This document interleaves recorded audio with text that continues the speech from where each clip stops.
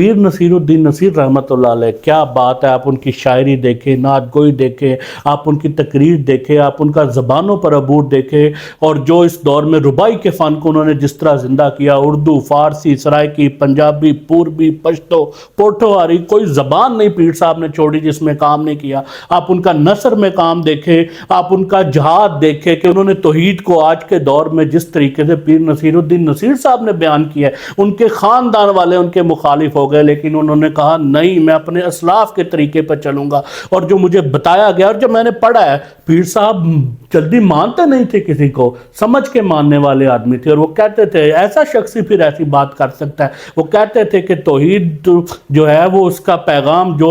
شیخ عبد القادر جیلانی رحمۃ اللہ علیہ نے دیا وہ بالکل صحیح پیغام ہے۔ ویسے تو نبی کریم صلی اللہ علیہ وسلم نے جو پیغام دیا یا بعد کے جو اہل بیت نے، صحابہ نے جو پیغام دیا، میں ائمہ اکرام کی بات کر رہا ہوں کہ وہ شیخ عبد القادر جیلانی کی توحید سے، پیغام توحید سے سب سے زیادہ متاثر تھے، اور اسی کو انہوں نے آگے جتنے بڑے پیمانے پر کام کیا، انہوں نے جو پھر خود پیر تھے، ایک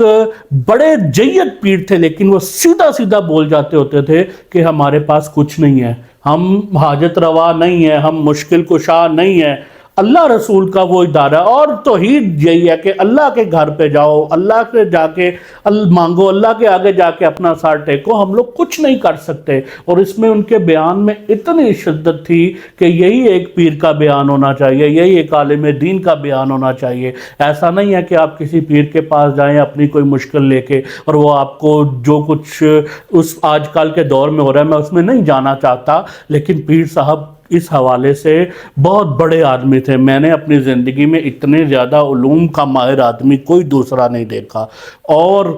جو ان کے اندر جلال و جمال تھا۔ میں نے ایک دفعہ پیچھے ایک ویڈیو میں بتایا کہ میری پیر صاحب سے ایک کی ملاقات ہے، اور وہ بھی ایک آئی کانٹیکٹ ہے۔ خواجہ غلام قطب الدین فریدی صاحب کے ہاں محفل میں وہ آئے تھے، تو میں بھی گیا ہوا تھا، وہاں پیر صاحب کی صدارت میں مشاعرہ تھا، تو پیر صاحب نے کیا بات ہے، میں اس ایک آئی کانٹیکٹ جو میرا ان کے ساتھ ہوا ہے، میں اس کو ہی نہیں کبھی بھلا پایا، اور مجھے ان سے بڑی عقیدت ہے، بہت محبت ہے۔